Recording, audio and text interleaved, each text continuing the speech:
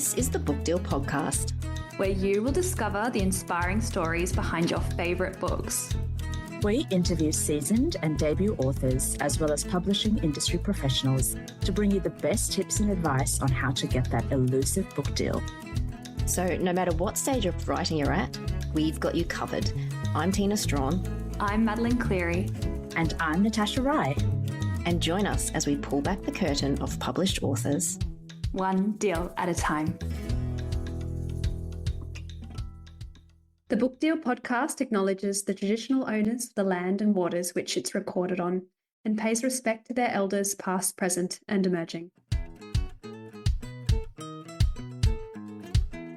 Brooke Michie is a lifelong reader and passionate supporter of Australian authors. She works in public libraries and loves nothing more than matching readers with their perfect book. As one of Australia's most influential bookstagrammers, she reads and reviews hundreds of books every year and spends much of her time attending author events and raving about her favourite reads. Brooke is a bit of a legend, I must say. I cannot stress enough how incredibly lucky we are to have Brooke and the amazing Aussie Bookstagram community who champion our books. We chat how Brooke reads 20 to 25 books a month, author and bookstagrammer etiquette, content creation, how to find a community, and of course, Brooke's amazing book recommends. I hope you enjoy. Brooke Michie, welcome to the Book Deal podcast. Hello, Madeleine. It's lovely to be here. Thanks for coming on, Brooke. Now, I'm just going to dive straight in because I have a ridiculous amount of questions for you. And I know that listeners are going to be so keen to hear your views on all sorts of topics. So you've previously been a bookseller. You work in libraries. You're now one of Australia's top influencers on Bookstagram. Was there a moment you remember where you decided to make your life about books and reading? I don't think it was like one single moment. I think it's been just a, gradual thing from when I was a kid loving books. Mum would always read to us. We'd go to the library. There was always plenty of books around. And if people couldn't find me, it was usually because I was in a corner with a book. So that's just kind of continued into my adult life, really. I always have a book on the go, and I didn't, apart from sort of my mum and my sister, I didn't know a lot of people that were really into reading or that liked the same kinds of books as me. So when I discovered that there was this bit of social media where people talked about books and reviewed books, I thought, oh, that's something I could do. Like before that, I had no interest in social media at all. I thought I don't need to post pictures of my food, my holiday, my anything else. Nobody cares about that. But I thought books, yeah, that's something I could definitely get on board with. And so about 7 years ago, I started my Bookstagram account, and it's just kind of gone from there. I discovered so many people who love books just as much as me, want to talk about books, and yeah, it's been fantastic. Oh, I love that. I love that community as well. So maybe could you tell us a little bit about what Bookstagram is for those who don't know?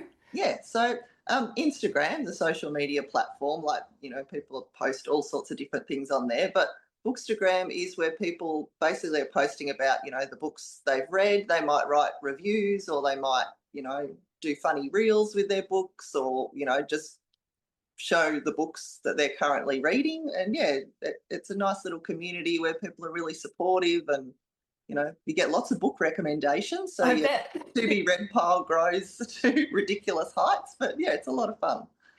And it's really important for authors as well. I mean, the sort of environment has changed a lot for authors. We have relied on media, like traditional media, to publish reviews in newspapers and print and all sorts. But now, like, the Bookstagram community is a really important thing for authors. Have you found that? So, yeah, I mean, there's definitely, because with the print media and stuff, you notice it's usually just big names, or like perhaps a new book that the publishers really put a lot of marketing behind, whereas Bookstagram, it can be about any book that someone is reading. So books you may not otherwise see anywhere, there they are being recommended to other people. And someone said to me once, I think you need to see a cover about 7 times or something to remember it. So if you're constantly seeing the cover on social media, then when you go into a bookshop or a library or something, it's like, oh, I remember hearing about that book. I think I'll give that a go. So you mentioned before your mum and your sister were really important in terms of what you were reading, and they were some of the only readers that you really know. Have you noticed your tastes have changed as you've started your Bookstagram and even your work in sort of, libraries and book selling? Yeah, definitely. Growing up, I probably read mainly mysteries and the occasional fantasy novel. Over the last few years, it's sort of broadened into pretty much any genre. Like I read romance, historical fiction, thrillers, contemporary, bit of non-fiction, pretty much anything. Like I've realised, there's so much out there that if you're only reading one genre, you're kind of missing out on all this other. Mm. And that's what Bookstagram really encourages, isn't it? So that's Yeah, where you get your recommendations from. So a lot of people these days will get their recommendations directly from Bookstagram rather than the traditional media sources, particularly I think the younger generation as well. yes, definitely. I think younger readers are getting a lot from either Bookstagram or on TikTok. They see books on there, and that's when they'll come into bookshops and libraries and ask about particular books they've seen online. Are you on BookTok? I am, but I don't really post on there very often. It TikTok didn't. scares me, Brooke. Like I actually, the whole world of TikTok scares me, and I'm also scared to have another platform, another Yes, medium. yes, and Right. it's different. Like I don't really know how it works. Not like Instagram. I kind of have a handle on that, but BookTok, I'm a bit not. I don't really know what's going on. Yeah, well, you probably know a lot more than I do, Brooke, to be honest. So let's talk about, so 7 years ago, you decided to start your Bookstagram account, and that was mainly, it sounds like, driven because you wanted that community of Yeah. readers and to be able to share your books and everything. So your Bookstagram is massive now. You're one of, like I said, Australia's top Bookstagram influencers. Did you intend for this, or was it something that was like quite organic? Um, no, definitely organic. There was no plan behind what I was doing. Like I look back at the original posts I put up, and the book is barely in the frame, and I've written, and it's sort of a one-line caption about, I enjoyed this book. So it's kind of, yeah, evolved from that. And I didn't really, I was hoping to sort of find a couple of other people that liked talking about books. But yeah, the more I posted and looked at other people's posts, it just kind of grew into this much bigger thing, which is great. Do your family think you're cool? My mum thinks I'm cool. My And kids we do love not. your mum, Brooke, as well. She's always My coming. kids are quite horrified and are like, why on earth would anybody want to talk about books? So yeah. Are they readers, your kids? No, well, they were when they were younger, but I think high school and being a teenager, it seems to drop off a bit. But I'm hoping, I mean, they are good at reading, so I'm hoping they'll come back to it once high school's done. It's something I've spoken with Helen about from Yeah, Forest Hill Library about that drop off, that yeah. teenage drop off. It's an apparent thing, isn't it? And Yes, it is, which is a bit, because that's sort of when you would hope they would be reading more. Like it's kind of a important time for your brain development and everything else. But I think some of the books they choose for them to read at school are maybe not that appealing and probably put them off reading altogether. And I guess it's not seen as cool, especially like Mm. I've got two boys. They're like, none of their friends read. They don't read anymore. It's a bit like, it's a bit sad. Yeah, and a lot of the teenage boys like who are really interested in reading, they'll tend to read up as well because Yeah. there's not a lot aimed at that age group, I think, too. No. Well, we are seeing more and more. Like, Oh, good. there's definitely a lot of Australian young adult writers that are trying to write about that kind of 14 to 17-year-old Mm. and boys as main characters. But yeah, I don't think there's as many boy protagonists as there are girls. Mm, mm.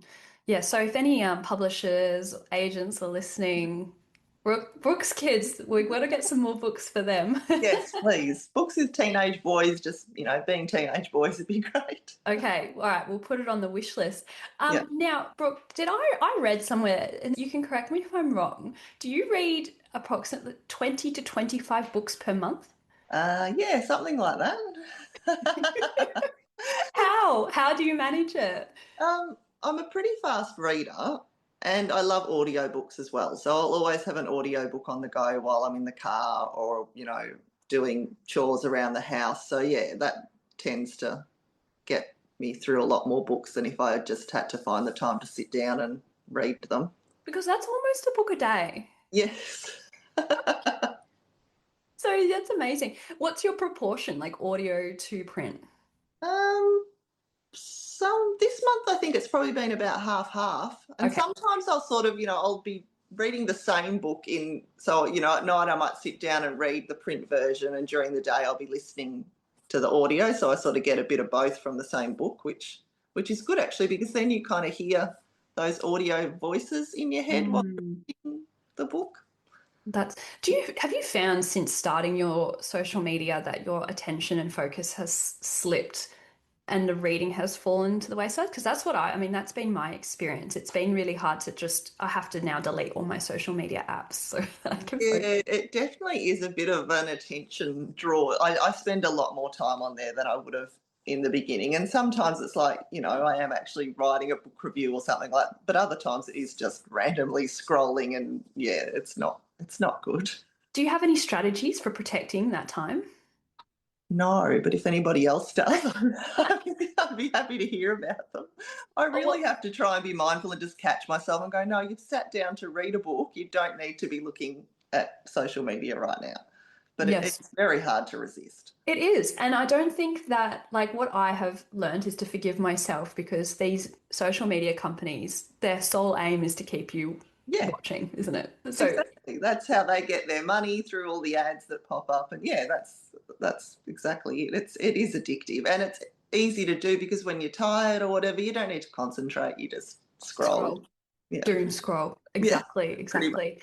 So, okay, so you're reading 20 to 25 books per month, and I'm sure the publishers are sending you a lot of books as well to review. Which is excellent. Which is excellent, which is wonderful. And getting free books, it's delightful, isn't it? So how do you decide what to read and review? It is tricky. Like, I always have that thing in my mind of, I really want to read that book. Oh, but that book's coming out tomorrow and I need to read that book. It's hard to kind of balance it. Lately, I've been trying to read, because I've had a lot of launches lately, so I've been trying to read the books that are coming up for the launches that I'm going to. But other times it is just mood as well. I'll just be like, oh, I really feel like reading a rom-com, so that's what I'm going to read. I love the mood-based reading. And how wonderful, Brooke, that you are someone who's just such an amazing part of our community. You'll go and read the books ahead of the launch. Like, that is just wonderful. And, you've been such a huge support for the Melbourne writing community. So that's amazing. How big is your TBR pile at the moment? I do not know. It's just immeasurable, really. I don't know. I don't count anymore. It's too frightening. That's probably a good thing. Okay, so now I would love to get your advice about content creation and the creativity that goes into that. So your feed, it's just filled with all these great, post book giveaways, your beautiful reviews, your recommendations, the events that you go to often with your mum as well, and these really, really creative reels. So for those who feel very deeply unfunny, and a little bit camera shy, how do you come up with your ideas and get over that sort of shyness? Yeah, no, I definitely understand the shyness. When I started out, I was not going to be showing my face and no one was going to see me. Really? Yes. Yeah, no, getting up in front of people is definitely not my comfort zone at all. But I think as I've sort of got more involved in the community, like I've met lots of people at events, I've chatted to a lot of people online, I feel a bit more like I kind of know all these people. It doesn't feel like I'm just, putting my face in front of a bunch of strangers for them to go, oh my goodness, what on earth is she doing? I think just as I've gotten more involved, it's been a lot more comfortable just to put myself out there and, try and do these reels, which I've been told are funny, but I don't feel very funny. I think they're super funny and super quirky and beautiful. I'm just so interested though in like how much time goes into that, because and you're always you're putting forward often debut Australian books, and you're putting so much time into your reviews. How much does that effort go into it? Yeah, it is pretty much nearly another full-time job. It is. Really. Yes. Yeah, by the time because I like to try and put thought into the reviews and make sure it sort of expresses how I felt, especially if it's a book that I loved. I thought I want other people to understand how much I loved this book, so I need to try and get that in there. So yeah, writing the reviews can take a while, and Reels don't take quite as long as anymore because I'm not quite as picky as to how they turn out. Whereas I used to, film it 15 times going, oh no, I was looking a bit funny in that bit. Oh no, I said the wrong word there. Now I'm like, no, that's fine. No one will notice. Just do it. That's a really good tip because I think we tend to overthink and overanalyze ourselves, don't we? I think we're our own worst critics. It's like, you're looking at yourself going, oh no, I think I stumbled over that. And no one else would even notice because they're not sitting there looking at you going, oh no, she made a mistake. Oh, it's just, we're doing that to ourselves. So your reviews are really lovely and they're so important for the community and getting the book out there. What if the book is not to your taste, or how do you sort of approach that? Because I suppose you also want to be honest and transparent, and you also want to be respectful to the author as well. Yes, exactly. I mean, that's the key thing, really, being respectful. Like, I'm very mindful that someone has put all of their heart and soul and so many years of work into this book. I don't want to just tear it down and go, no, didn't like it. I'll just try and be, because even if there's something about the book I didn't like, that may be something that other people enjoy. Like, obviously, not every book is for every person. So usually I just try and, talk about the things that I did like, and then just say, this one wasn't really for me because, whatever it was. I don't know, some sort of trope that I really hate, or, something that just didn't work for me. But then even when I've done that, sometimes some people have been like, oh, well, I love that, so I'm going to read this. And I'm like, well, that's great. I hope you really enjoy it. It's taste, isn't it? Yeah, it's like you're not going to love every book. Not everything is to everyone's taste. But at the same time, I want to be honest, because if I'm just saying I loved every book, then no one's really going to take me seriously anymore and think, well, she loves everything. So that's not really helpful. That's right. That's right. Do you feel pressure though sometimes to be positive, particularly if you know the author or the publisher? Yes, definitely. Like, especially if it's an author I know, I wouldn't, I'd feel terrible telling them I really disliked the book, although lucky that hasn't really happened. I think most things that I haven't liked, I don't really know the author, so I don't feel so bad. And publishers always say they want honest reviews, so, maybe don't post your, not great review right on publication day, but you can post it a couple of weeks later and, be honest. And not tag the author, perhaps, too. Yes, don't tag the author. I thought, yeah. I mean, if authors accidentally find it, well, you can't really help that. But no, don't point it out to them and send it to them for them to... Yeah, that's right. It's interesting, isn't it? Because I think a lot of people say Goodreads is not actually a space for authors, and authors should stay away from Goodreads, because this is a space for readers to be able to really talk about what they liked and perhaps didn't like about books. But Instagram is the shared space, isn't it? And so authors sometimes do stumble upon reviews, and I think that's okay, like, because it's up to the author can decide whether or not they can want to read that. I'm interested though in terms of, because I want to talk about Author-Bookstagrammer Etiquette. I'm sure that authors and publishers approach you to consider their book to review. How should authors do that?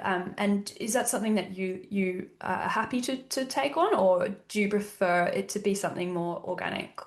No, I'm happy. Like, I've had quite a few authors and sometimes publishers just DM me through Instagram and say, looking at your post, I think this might be a book that you'd enjoy. This is what it's about. Would you be interested in receiving a copy for review? And if it's something that sounds like I'd be interested, then I say yes. And if it doesn't sound like me, then I'll say, oh, that's probably not what I would generally read, but, best of luck with your book and thanks for reaching out. But I'm happy for authors and publishers to just send me a message and we'll go from there. Yeah, and I think that's a good tip though, is sort of, having that so authors can show a bit of an understanding of what you might like and have engaged with you a little bit, rather than just sort of out of the blue and something quite generic. Yes, well, if the people are just saying, do you want to read this, I don't know, some sort of dark mafia romance, that's probably not what I usually review. So you sort of feel like, oh, did you actually look at my profile, or are you just messaging every single person you can find? With a few, 1,000 followers to try and generate. No, so just do your research. I think that's I think that's important. Do you think there's other examples of good author bookstagrammer etiquette? I think if you've asked someone to review your book and then they do, I think it's probably nice to, like comment on the review or share it, that sort of thing, just so at least the Bookstagrammer knows that you saw the review. And I mean, it's good for the author too, because the more they sort of engage with someone's content, the more other people are going to see that, which is getting their book, their book cover in front of more people. So, I mean, I understand not everybody is comfortable with social media, but yeah, if you can engage with posts about your book, that's helpful for you as well. Yeah, I agree. Sometimes, Brooke, I feel hesitant to engage with a review, if it's a positive one, but I haven't been tagged, and so it just shows that I've been like lurking. Because sometimes, because the algorithm picks up that I'm engaging in posts, it must pick up that I'm engaging in posts with my cover on it. So sometimes they come to the top of my feed. So it's not even like I've been stalking or lurking or whatever. It just pops up. And so if it's a good review, I'm just like, oh, should I engage? Like, is the Bookstagrammer going to be like, wait, what? I didn't tag her. No, I think especially when I started out, I was a bit hesitant to tag authors because I thought, why do they want to hear my thoughts about their book? They probably don't. But yeah, I think if it's a positive review, definitely engage. I think Bookstagrammers are usually excited when the author engages with their content, but they might just be a bit shy in actually tagging you. Oh, okay. So it's the they don't want to go, shyness. oh, look, I've written this review about your book and draw your attention to it. But if you actually see it and comment, I think most of them would be pretty happy with that. Okay. Oh, that's really helpful for me. Okay. So I'll just make sure I'm always commenting. In some of those occasions, I've gone and sent a DM just to say thank you. Oh, that's nice. Yeah. So that's okay. That's good too. Yes. Although I wasn't sure if it was appropriate for me. No, I think that's good. Yeah, if it's a positive review, I think it's definitely nice to DM and say, thank you. Have you had any negative experiences yet on Bookstagram? Really, no. It's been a pretty good, like I sort of see drama off in the periphery of things that I'm looking at, but none of them seem to have involved anything that I'm sort of part of or authors that I have supported or anything. So no, it's been pretty good. Oh my gosh, can you share this drama? No, I don't know. Every week there's some. It's not really the Australian Bookstagram community. It's usually worldwide. There'll always be someone that's, had some sort of hot take on what they think that, then insults other. I don't know. It's very. I think it's just the dark bit of social media where people just start drama for the sake of drama, really, and just a negative comment about something, and everybody jumps on, and it's the pile on. It gets bigger than Ben-Hur, but lucky that really doesn't seem to happen in the Australian Bookstagram community. Sometimes that can be good for the author, though. The more people piling on, the more exposure they get. I think that's what sometimes happens. Like, you were trying to be negative about something, but instead you've given the book more, more publicity than anything else. So I don't know. Exactly. All publicity is good publicity, as they say. Yeah, people that may never have seen that book have now gone, oh, well, now I need to know what this is about. I'm Leearna Oates, author of memoir Solo Mum by Choice that's released on the 16th of May through Hawkeye Publishing. When dating failed, motherhood didn't. Solo Mum by Choice is a memoir of resilience and determination, a story of wanting something so badly you go to the ends of the earth to get it, in this case, motherhood. It's told in 3 parts. Part 1, which is my often excruciating story of failed relationships and my ultimate decision to become a solo mum by choice. Part 2 is the 12 failed rounds of IVF I put myself through in my determined quest to become a solo mum by choice. And part 3 is becoming pregnant finally and what life's like parenting alone by choice. There's plenty of humour in my book, as well as heartbreak and everything in between. When you read Solo Mum by Choice, you'll find out I'm a tragic Bonnie Tyler fan. Yes, total eclipse of the heart. I once followed her tour bus around Denmark in the 90s. I was in a gold VW with her pictures pasted all over it with a friend. She's still touring, not Oz unfortunately, but I do still love her. I'm also a dance teacher. Dancing helped get me through all the IVF and heartbreak, and the bad times as well when dating was failing. It's my true saviour. Life's good now as a solo mum by choice, and becoming a mum this way was truly the best decision I've ever made. I hope you enjoy reading about it in my memoir.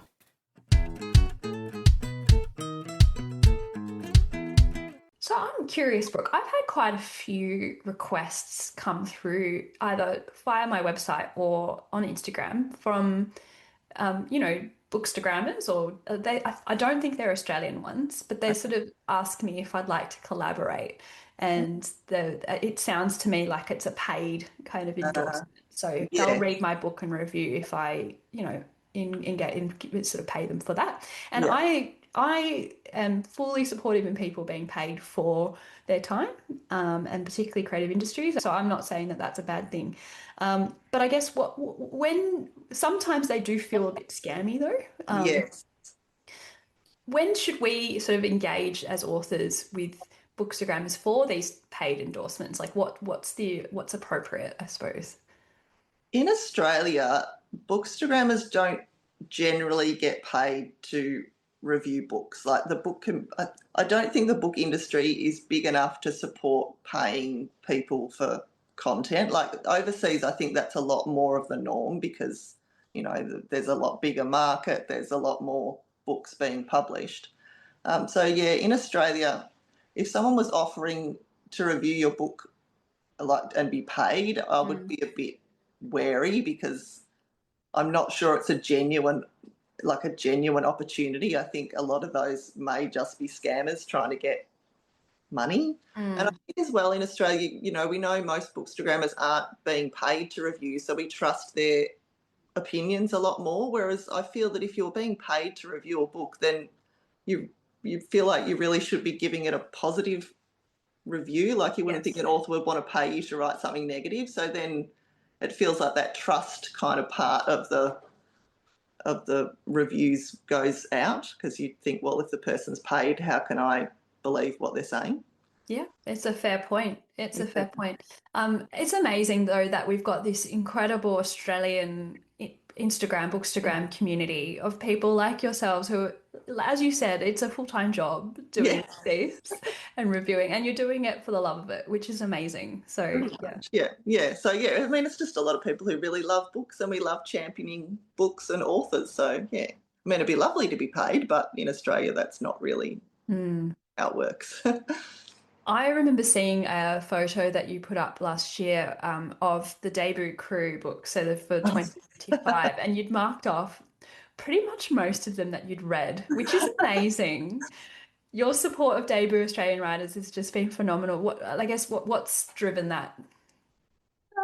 I think that sort of came about as I attended more launches and met more people. Like I feel like, I don't know if the last couple of years debut authors have got maybe because it's through social media, have got a bit more of a platform than, like, I don't feel like there was such a big thing about debut crew about 3 or 4 years ago. Maybe I just missed it. But yeah, I think it's because the debut crew has kind of banded together and all supported each other. So every month you'll see, this month we've got these books coming out. So they're a lot more, discoverable than they once were. You see them there. So yeah, last year I sort of said, I'm going to read every debut book on this lovely little graphic that Holly Brunbauer had made. I didn't quite make it through, but I am still going. Although So you're now going to finish it. I was going to say, where are you up to with it? Yeah, I'm not sure because I've started this year's ones as well, and I'm like, does that mean I've got to try? I'll be trying to catch up every year. But no, it's lovely to see someone there with their debut book. Like for a lot of people, it's been a pretty long journey, and seeing their book actually come out into the world, I want as many people as possible to get to read that. So yeah, it's fun. Have you seen it change in the last few years in terms of, like debut, not just debut authors, but the industry itself? I feel like there's a lot more Australian books out there. Like maybe there always were and we just didn't see them quite as much. But I feel like the last few years, there's like every genre, there's new Australian authors or authors coming out with their second or third book. I just feel like the Australian writing community and the books being published has really grown. I mean, maybe it was always like that and I just didn't know. But it seems to be a lot bigger. I feel it too, actually. And as a former bookseller, I remember, I don't really remember so many Australian debuts coming out, but perhaps, you know, you do see the big releases, but not Yes. the smaller ones and when you get into the community. But I mean, you certainly see it when you walk into a bookshop, don't you? Yes, Every now month, you definitely do. huge amount of titles coming through. Yes, yeah. When you walk in and see that new release section, there's a lot of Australian books and debut books too. Where I don't remember that being quite so big a few years ago, which is fantastic. It's great to see it growing so much. For sure. And I suppose you probably see that in the libraries as well. Yes. And I feel like there's a lot more author events in libraries. Yeah, I feel like they've really sort of jumped on with the whole, which I mean makes sense. I mean they've got books on their shelves, so why not have the authors come and talk about them? And they do seem to get quite good crowds at most of them too, which is lovely. Especially if they're, you know, local authors from that area. It's really good to see them, you know, in the library talking about their books and connecting with their readers. Yeah, absolutely. I think it's really important. I want to talk about now social media for authors. How important is it, do you think, for authors to have social media? I think now, like, I know not everybody is comfortable with it, but I think now it is quite important. I think, especially in the lead up to your book coming out, especially if you don't have a name yet, it's a debut or maybe your second book, something, you know, you're not sort of, you know, Sally Hepworth or someone that everyone knows. I think it's important that you're on social media talking about your upcoming book and just getting it out there so people are aware, really. Is there a sort of time where you have to stop talking about your own book? Like, do you ever get sick of authors talking about their books? No, I don't really. I quite good. like seeing authors talking about this. I figure it's their Instagram and their sort of platform to be able to market their book. So no, I like seeing authors talking about their books. I mean, I'm guessing if it was 5 years later, maybe that's a bit too long, but but yeah, definitely in the lead up to release and in the months afterwards, it's great to still see the book there, and maybe, you know, if they're doing events, to see those and all that sort of thing. Do you think that should be the focus for authors, that sort of marketing tool to promote their book? Or is there other things that authors should also focus on with social media? I think it's good if authors can also try and connect with like others on social media as well. Like if you sort of start to build your own little community on there, then that's another group of people who are going to want to buy your book, tell their friends about it, you know, turn up at your launch, all that sort of thing. I think it's a great place to be able to, you know, build a bit of excitement about your book, but build community around you as well of people who are going to be keen to support you and promote your book. Do you have any good examples of authors that you think are doing it well? Gosh, now you put me on the spot. I have. I'm trying to think. Authors like Casey Knott, she puts up videos every week. Like she does like a Thursday plant chat, which has nothing to do with her books, but it's funny and it gets people looking at her Instagram and, you know, engaging with her. So yeah, actually, even if it's not all about your book, even if it's about, you know, the cake you baked or the funny thing that happened at the shop, or I don't know, just sort of sharing little, I mean, obviously not your whole life. You don't have to open yourself up to the whole internet, but just little snippets here and there. And, you know, and writing process as well. A lot of people like to see what you're doing, you know, whether you're editing, whether you're, you know, what's you're sort of up to in the lead up to the book as well. So yeah, pretty much anything that you can put on there that makes you more relatable, I guess, is good. I'm wondering because, I mean, obviously posting on social media for a lot of people, it's a lot of effort and time. Have you, and you're someone who posts quite regularly as well. I think daily. Do you post daily? Yeah, I usually do. Yeah, so daily content creation. So have you ever experienced any burnout? Have you ever thought, I'm just going to put down the phone and I'm not going to do this anymore? Yeah, I haven't got to the point where I'm like, I'm never doing this again, but I do have times when I'm like, I just don't have any inspiration today. I can't, because sometimes I think, oh, I need to review this book, but if I'm just not feeling like it, I can't write a review that sounds, you know, interesting or that anybody, I'm probably like writing, if you just don't feel like it, it's really hard to actually do it. So yeah, then I'll just take a few days break and just maybe, although I still seem to find myself on there scrolling, but I just won't post anything for a few days. And it usually then, you know, the motivation comes back. That's good. I think burnout is one of the things that really impacts creativity. So sometimes just removing yourself and yes, yeah, you can't just force yourself to make content that, if you just don't feel like it. yes. Even the way we talk about it, like as content, it just I thought, now I used to just say, now I've turned to this person talking about content. So I want to talk as well about events. You attend so many events. It's amazing. Every time I go to an event, Brooke, you're there and your mum is often by your side. I just turn up, yeah. You just turn up, but you always, you match the book cover as well with your clothes. Like you're just wonderful. Often you've read the book. Yeah. That's a lot of time as well going into that, driving across town.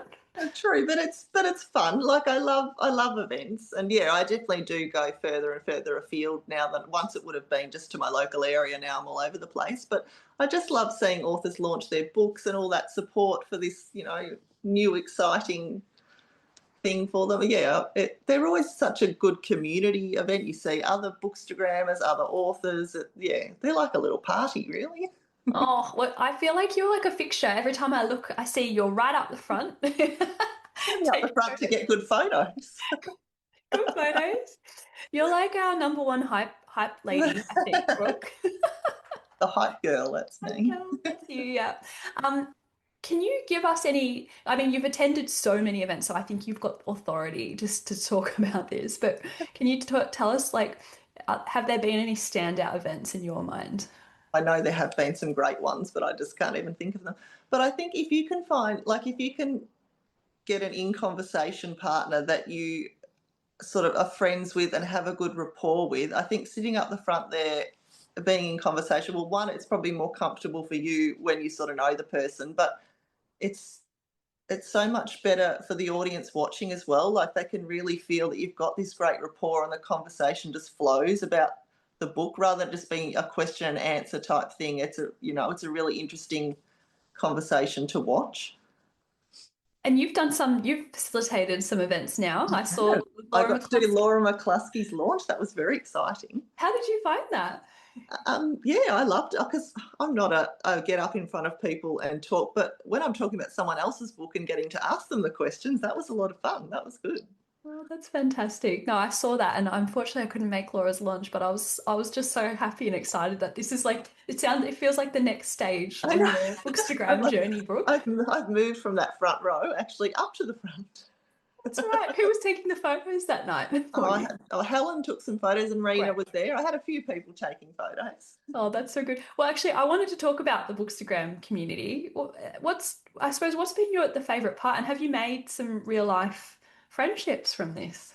Yes, which has been, when I started, I thought that most Bookstagram people, I don't know why I thought they'd all be overseas. Why, if I'm posting in Australia, would other people not be? I've no idea.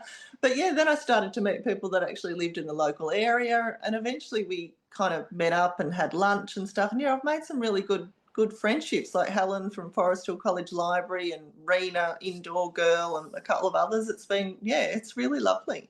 And I see some posts sometimes you meet up, is it monthly, and exchange books? Is that what happens? Yeah, we usually do like a monthly lunch, whoever wants to come along, and some months it's huge, other months there's only a few of us. And we usually do a book swap as well because we're all lucky enough to get sent books, or if we don't get sent them, we end up buying them. So we swap them over and take home some more books. Oh, that's wonderful. So if people want to be part of your community, what do you need to do to become part of the Bookstagram community here in Melbourne or elsewhere? Here in Melbourne, and really just post about books on Instagram and just jump into people's DMs and message them and say, I'd love to meet up or whatever. Most people are pretty open to, chatting with whoever. And we usually have, some new people come along to lunch or whatever they want to do. Not everyone's comfortable coming along and meeting a group of people where they don't know anyone, but you could always just message one person and chat with them.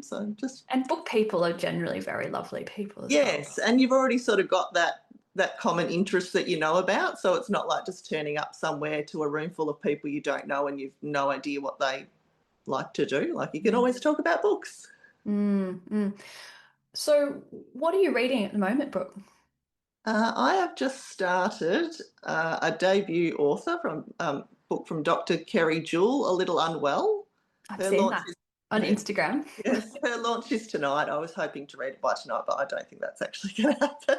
But I like a challenge, so we'll see how we go.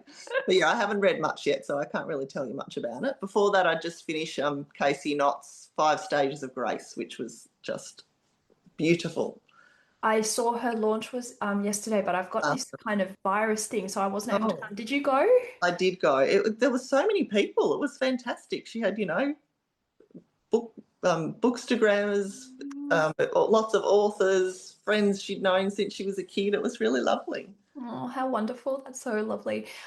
Okay, so let's do book recommends. Maybe tell me some of your favorite books of the last few years and any authors who have slipped a bit under the radar but we should be reading. You can tell me whatever you want, Brooke. I'm open, and I'm going to get my pen and paper. I'm going to get your pen now. I've got to try and think. That's the hard bit. A recent release, who I think it's maybe her 4th or 5th book, but I think she's gone under the radar a bit, is Sasha Wasley. She's just released The Society of Literary Marauders, I really want to read that book. The cover is beautiful. The cover is gorgeous, and it's a fantastic book. Like, it's set in Oxford I think it's about the 1920s or 30s, and it's women students at Oxford University, which was obviously only a very small group back then. But yeah, it's a really fantastic book, and it's got does it like Pip Williams kind of style then? Yeah, it sort of does have a little bit of that. But yeah, the friendships between the women, it's just divine. I loved it. So yes, more people need to read that. All right, give me more. More. Let's think. What else have we got? It's another debut from this year, Leearna Shaw's A Farm in Golden Clouds. Could not put that down. Loved it so much. Oh, Leearna has been on our podcast as well. Oh, yes, I did see that actually. Yeah, there's so many great debuts. It's hard to try and think of them all. What else has come out recently that I've loved doing the last couple of years? Let me look at my shelf. What was it called? Oh, Mark Mupotsa-Russell's what's it called? The Wolf Who Cried Boy. I love that book. I can never remember the title because I always get it around the wrong way. But that was my favourite book of last year, I think. It was pretty much my favourite too. I still think about it now, and I probably read it whenever it came out, but I'm still thinking about it. So yes, definitely that one. Loved that book. Did you cry? I cried so hard. I cried a lot. I needed a lot of tissues for that book. And while it is sad, there's a lot of hope in the book as well. So for those who are worried about you're not just left heartbroken going, why did I read that book? No, there's lots of hope and happiness in there as well. I think, everyone should go and read that book for sure. And for more tips, go to Brooke's Instagram. Yes, you'll Where can we find you, Brooke? So I'm at bmichie, Michie 31. So, Brooke, our final question that we always ask all our guests, what is your number one top tip for writers? Oh, that's a tricky one. So this is from a readers and bookstagrammers point of view. I think connecting with your readers as much as you can is really important, whether that's through social media or, if you're turning up at other authors' events. I mean, if you recognise someone from Bookstagram, go and introduce yourself. They'll be thrilled that, don't think, oh, no, I can't talk to that person. They would love to meet you. So, I think connecting with readers is really important because I think if readers feel a bit of a connection with you and they loved your book, they're more likely to recommend it to more people. It's good marketing for you, as well as lovely to get to meet people that have read your book too. Yeah, I love that. It's really hard though, isn't it, going up to a group of people that you don't know? Yes, definitely. I would never have done that once either, but I think book events, they're such a lovely, warm community kind of place. It's not as bad as just walking into a room full of people that you don't know at all. Like everyone's there because they loved a book or they love books in general. So if you're able to go and say hi, I think that's a good idea. Yes, that's right. And if you are worried, send someone a message beforehand. Say, I'm going to be there. Yeah, that's a great idea. Yeah, say, are you going to this event? I'm going to be there. Can't wait to chat with you. So at least then they're looking out for you too. So that's nice. Exactly. Well, Brooke, thank you so much for coming on the Book Deal podcast. There's been some great advice for authors, and I know social media is always a bit of a conundrum for us, so this has been really helpful. So thank you. Oh, thank you so much for having me. Thank you for listening to the Book Deal podcast. We're able to bring you these weekly writerly chats because of our amazing patrons. Join the TPD family by becoming a member of our Patreon community at patreon.com/The Book Deal Podcast. And if you love the pod, please give us a rating or review. And don't forget to follow us on Instagram and Facebook.